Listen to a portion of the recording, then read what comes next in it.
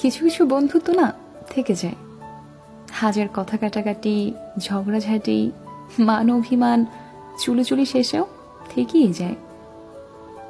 সহজে ভেঙে যাওয়ার মতো ঠুনকো হয় না কিছু কিছু বন্ধুত্বের সম্পর্ক। দিনের পর দিন কথা না হোক, মাসের পর মাস দেখা না হোক, জীবনের মেজর আপডেটের কোনো খবর চলাচলি না হোক, তবু যখন আবারও দেখা হয় কিংবা কথা হয়, মনে হয় এই সব ঠিকই আছে, তো ঠিক আগের মতোই, একটুও দূরত্ব তৈরি হয়নি, কিচ্ছু বদলায়নি, না মানুষটা, না অনুভূতিগুলো, আর না সম্পর্কটা।